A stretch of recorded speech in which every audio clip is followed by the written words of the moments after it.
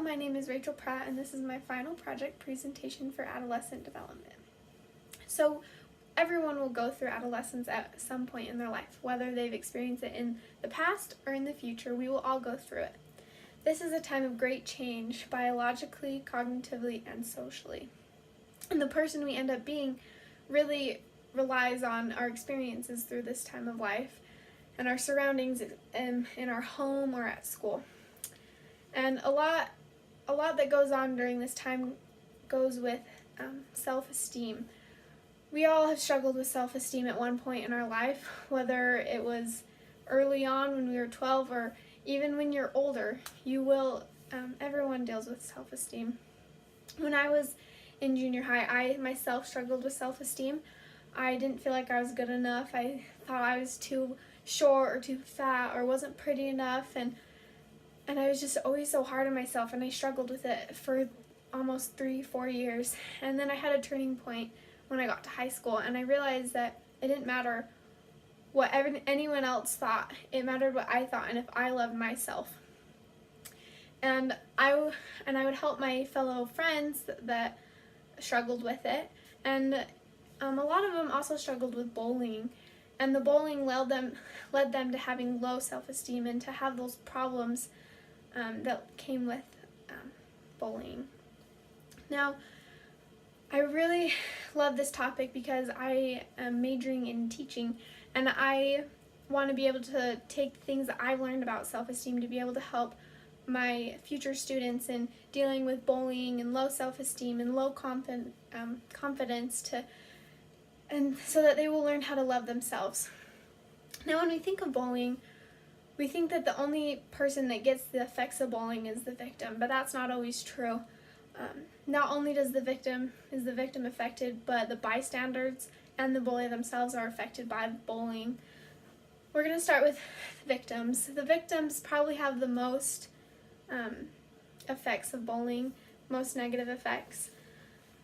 One of the worst ones is loss of confidence, because the bully, depending on what they're saying, they get down on themselves and they feel like that they're not enough and that they're not good enough for anyone, and they just don't see themselves as someone who's perfect.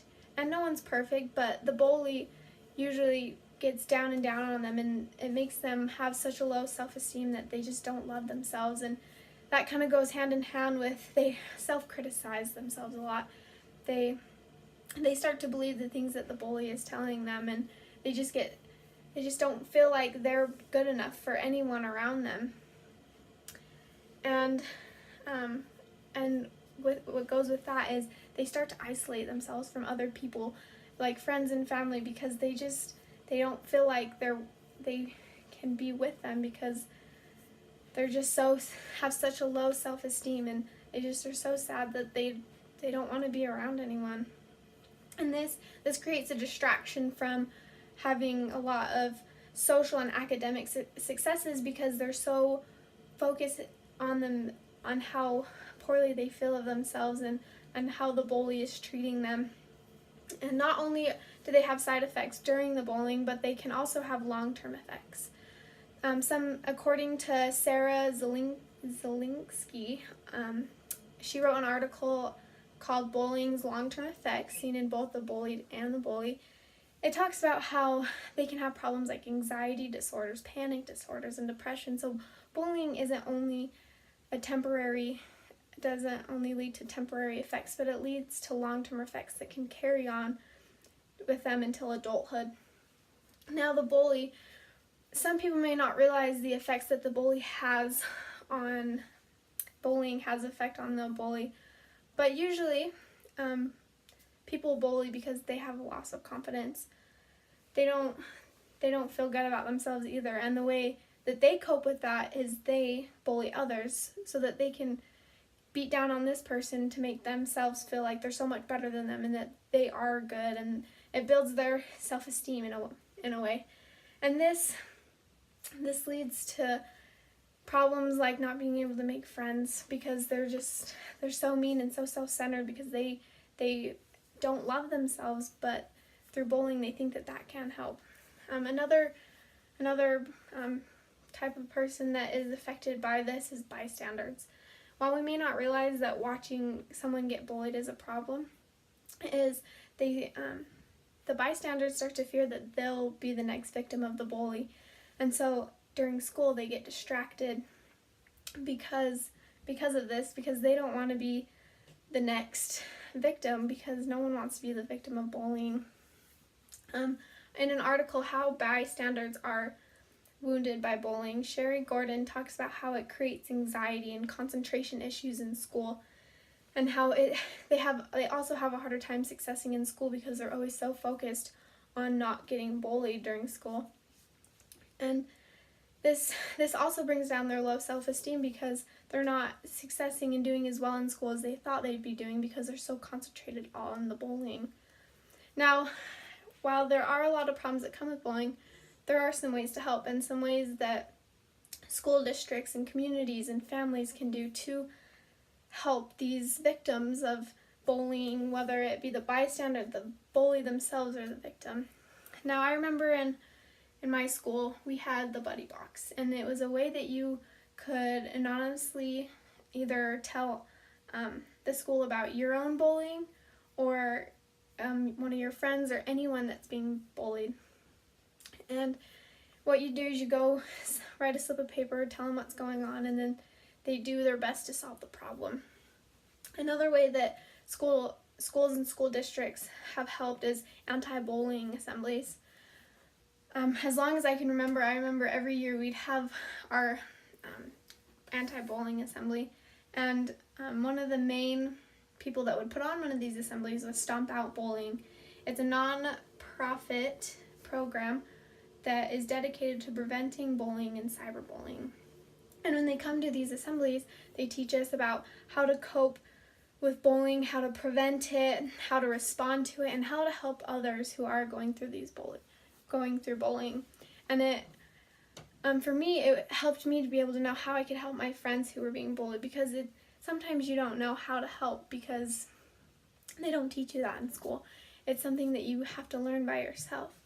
And along with these assemblies, they'd also put up signs everywhere about not bullying and the consequences of bullying, and those also help because it would continuously remind us about how we should not be bullying throughout the year. Even though we only have the assembly once a year, we'd have those signs around all year.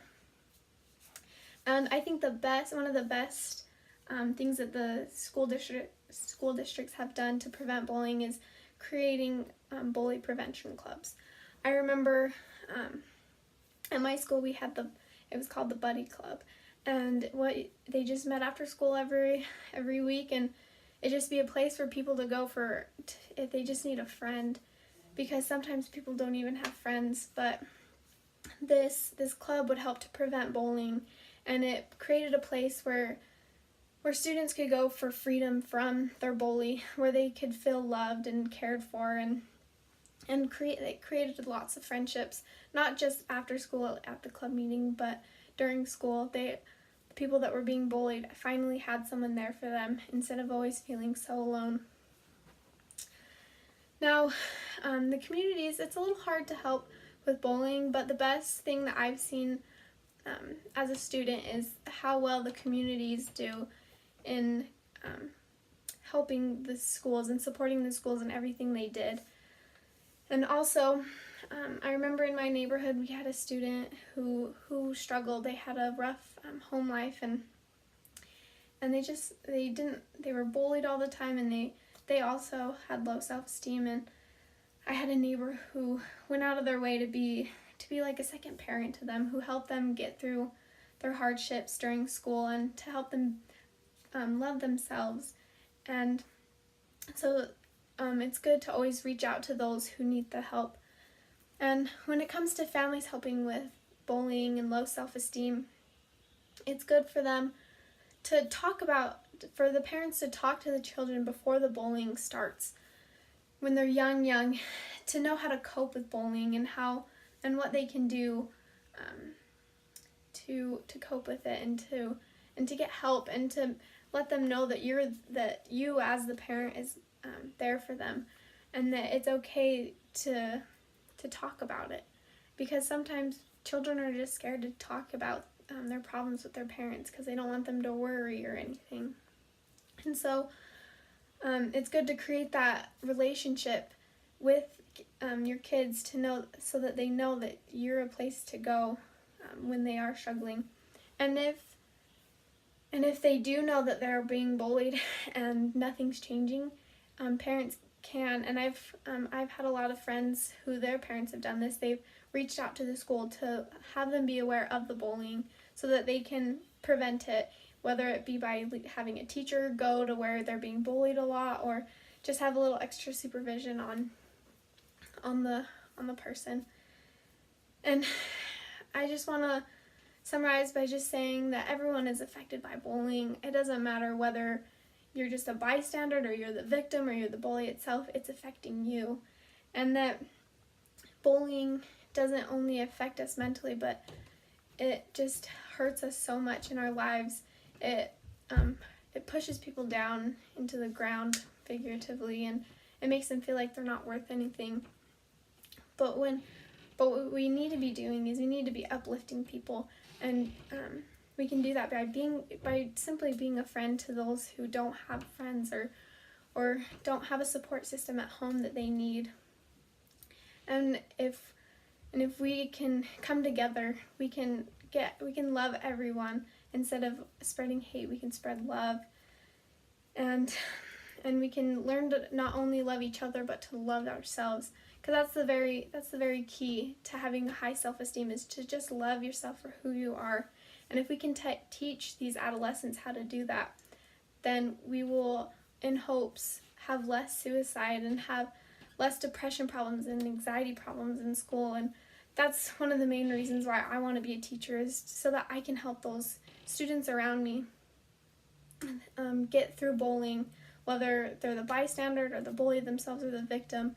I just want to be able to help the kids, and hopefully one day we can stop bullying each other, and that we can just spread words of kindness. Thank you.